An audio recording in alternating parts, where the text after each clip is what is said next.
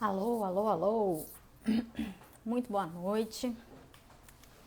Esse aqui é aquele momento relâmpago para eu compartilhar conhecimento super específico com vocês. Hoje, mais cedo, eu postei o caso clínico, né? Então, eu vim aqui responder porque não existe outra forma de discutir caso clínico que não seja conversando. Então, no caso clínico, depois quem perdeu, volta lá nos stories, no feed que tem lá. Então, o nosso caso clínico de hoje, rapidão, hein? Nosso caso clínico de hoje era um idoso de 85 anos com FA, hipertensão e DPOC, sabidamente. Que chegou no pronto-socorro com dispneia. Falou que há mais ou menos 2 dias estava com piora da dispneia. Estava com um pouquinho de catarro amarelo, um pouco de tosse. Não tinha febre, não tinha mialgia, não tinha espirro, não tinha outros sintomas inicialmente relacionados à dor, à dispneia. E aí a pergunta do caso clínico era, e aí? Quais as hipóteses diagnósticas para esse caso? Idoso com comorbidades cardíacas e pneumológicas que chega no pronto-socorro com dispneia, especialmente, né, os pacientes que têm DPOC, a gente, lógico, pensa, na primeira coisa a gente pensa em exacerbação de DPOC, exacerbação de asma, pneumonia, né, o que é verdade. Só que muita gente desespera, vê dispneia, desespera e já manda aquele combo bizarro do Atrovent Berotec ou do salbutamol spray. E isso não deve ser feito. E eu vou te explicar aqui rapidão para você entender o raciocínio. Então, a primeira coisa que vocês precisam entender de uma vez por todas é: dispneia não é sinônimo de broncoespasmo, ok? Não é. Então, não é porque um paciente já tem uma pneumopatia, ou seja, já tem alguma doença pulmonar conhecida, que toda dispneia dele ele vai ter broncoespasmo, tá? Broncoespasmo é a contração da musculatura ao redor do brônquio. Isso dá um estreitamento do brônquio. Mas nem todo paciente que tem dispneia tem isso. Dispneia é multifatorial, ok? Então, primeira coisa para você lembrar, dispneia não é sinônimo de broncoespasmo. Segunda coisa, avaliar os sinais vitais, porque é aí sim que você vai poder começar a pensar em hipótese diagnóstica. Então, você vai avaliar a frequência cardíaca, frequência respiratória, PA, temperatura axilar e saturação, ok? Se tiver alguma alteração de sinais vitais que te ligue o alerta, você precisa levar esse paciente para ser monitorizado. Então, para a sala de emergência, de observação vermelha, para choque, onde quer que você monitorize. Porque esse paciente já tem 85 anos, comorbidades e está com dispneia. Se ele tiver alteração de sinais vitais, você precisa obrigatoriamente monitorizar. Segunda coisa, depois que você observou os sinais vitais e viu se tem alguma alteração rápida de sinal vital, que você consegue perceber isso ali em 30 segundos, você vai ver se tem alteração sistêmica. E isso você avalia com ver se tem alteração de nível de consciência, então observar se o paciente está mais sonolento, está mais lentificado, perguntar para a família se ele está dormindo mais ou ficou mais agitado e dormindo menos, tá? Então, avaliação de nível de consciência, avaliação de volume urinário, perguntar se está fazendo mais xixi, menos xixi e se tem alguma alteração de urina. Avaliação de cianose, seja aqui central ou de extremidades. Avaliação de perfusão periférica, avaliação de turgência jugular e avaliação de edema, que são coisas que você também consegue avaliar ali em 1 minuto, ok? Se tiver alguma dessas alterações, né, então redução do volume urinário, alteração da perfusão periférica, alteração de nível cognitivo, a primeira pergunta é fazer: isso é infeccioso? Parece ter alguma infecção? Se sua resposta for sim, parece ter uma infecção, você tem que começar antibiótico empírico, ok? Porque é o que vai evitar que o paciente morra de sepse. É aquela primeira hora de chegada ali no pronto-socorro, que é quando você tem que identificar sinais infecciosos, descompensação clínica e sistêmica e iniciar com o antibiótico mais provável para aquela causa. E aí coletar os exames. Então, se você acha que é infeccioso, você trata a provável infecção. Segundo, Seu paciente está edemaciado, você olhou para ele tem sinal de congestão ou de anasarca?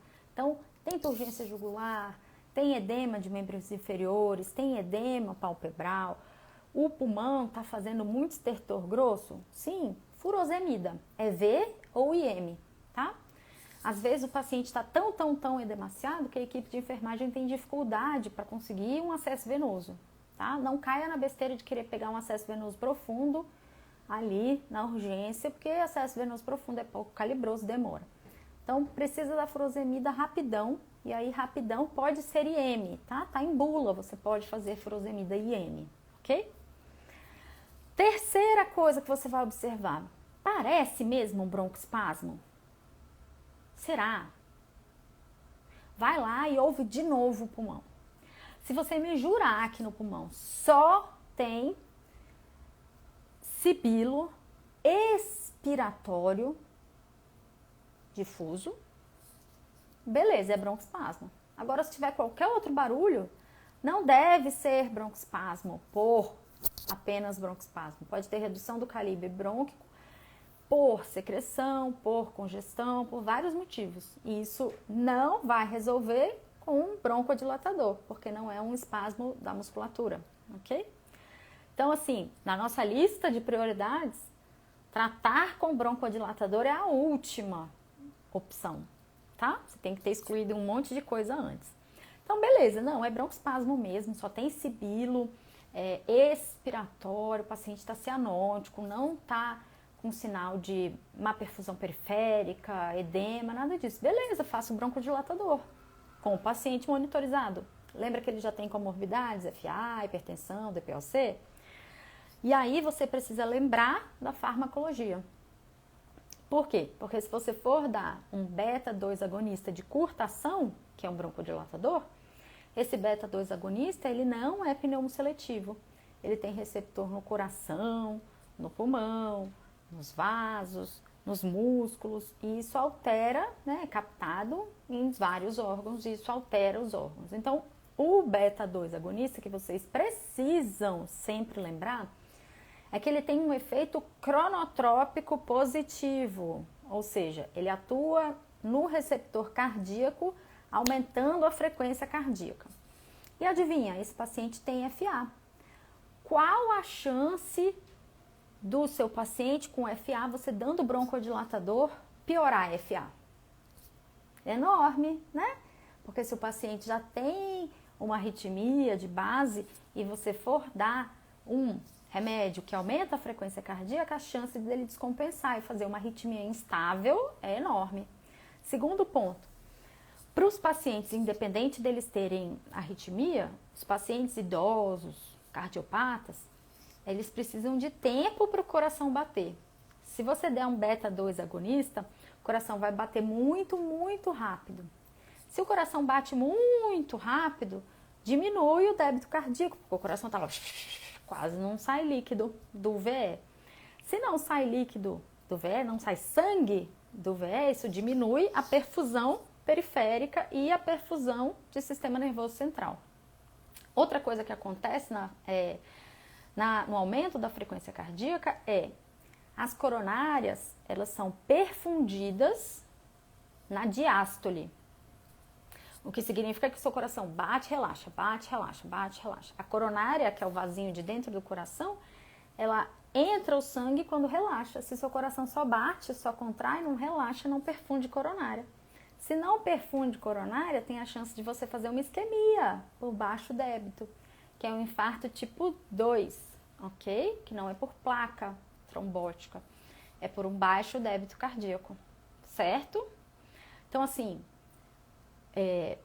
não é para passar broncodilatador para todo mundo, tá? Dispneia não é sinônimo de broncoespasmo, por favor, lembrem. E o que essa paciente, especificamente esse paciente de 85 anos, hipertenso, com FA e DPOC tinha? Um ITU, uma infecção de trato urinário.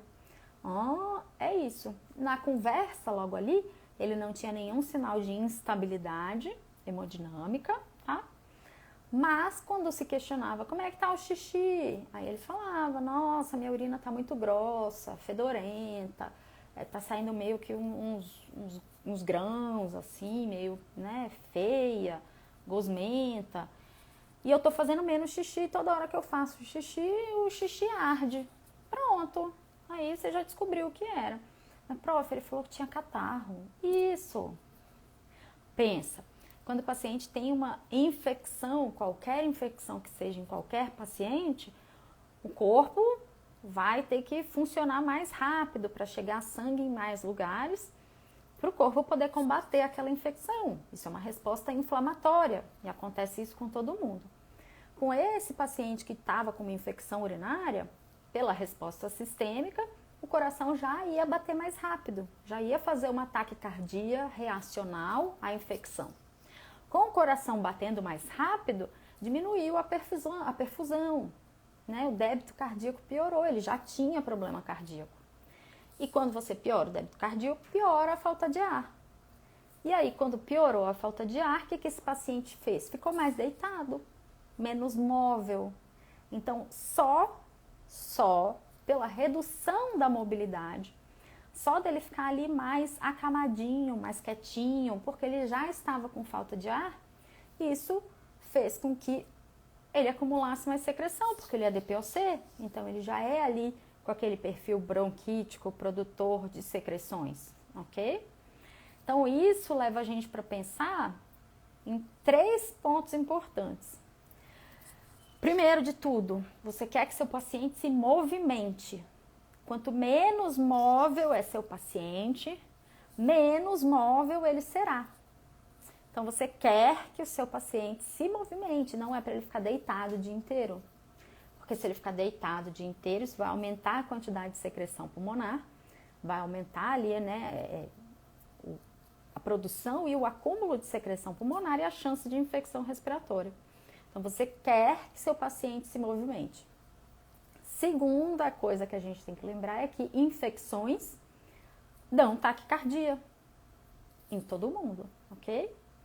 E o que descompensou a dispneia desse paciente foi uma infecção urinária, que aí fez com que ele ficasse taquicárdico, piorasse a dispneia, se movimentasse menos, tivesse um catarrinho. Mas ele não tinha mialgia, catarrão, dor no peito, cianose, não tinha. Tá vendo como a pneumo não é só o quadradinho? Não pode, gente, o paciente é inteiro. Se você focar só ali no quadradinho, você vai comer bola, você vai errar. Você vai passar broncodilatador para o paciente, ele vai descompensar a FA. E aí ele vai fazer uma arritmia instável, aí você vai ter que chocar, olha. Então é só perguntar, tá? Em 2 minutos, rápido ali, você faz a avaliação de sinais vitais e avaliação de alteração de sistemas, né? Os principais sistemas, ok? Vamos pensar antes de passar remedinhos? Porque a gente só consegue passar remedinhos e pedir exames para aquilo que a gente imagina que a gente tenha, não é atirar no escuro, ok? Então, chegar de dispneia no pronto-socorro pode ser um monte de coisa, cardíaca, pulmonar, pneumotórax, TEP, infecção, tuberculose, verdade. Mas aí você gasta ali, ó, aqueles 30 segundinhos para conversar com o paciente, você vai descobrir que era um mitu. Então, você não precisa fazer broncodilatador para todo paciente com dispneia. Certo? É isso aqui que é medicina de verdade. É isso aqui que é medicina integrativa. É pensar num paciente inteiro, porque olha, quem entra na sua porta não é o pulmão. Quem entra na sua porta não é a bexiga. Quem entra na sua porta não é o ombro, é o paciente. E o paciente, ele pode ter uma coisa num lugar e tá manifestando, percebendo aquilo em outro lugar. Por isso que a gente não trata sintoma, a gente investiga a causa. Combinado? Gostou? Vou deixar salvo, tá? Essa live. Se vocês tiverem dúvida, pode mandar no direct ou aqui nos comentários que eu vou responder todos. Essa live aqui vai ficar permanente para vocês aprenderem sempre a pensar, a desenvolver o raciocínio clínico. Não adianta decorar, minha gente, porque ITU, infecção de trato urinário, não vai estar na sua apostilinha e no seu resuminho como caso de dispneia no pronto-socorro. Vamos pensar? Vamos mudar o jogo e entender de verdade o que acontece, parando de decorar essas coisas esdrúxulas? Bora? Conto com vocês, hein? Vamos lá? Qualquer dúvida, manda aqui, tá, gente? Essa foi uma live relampagaço. Assim, ó, porque agora eu ainda tenho que trabalhar mais, fazer um teleatendimento. Beleza? Qualquer coisa, manda aqui nos comentários. Tchau, boa noite!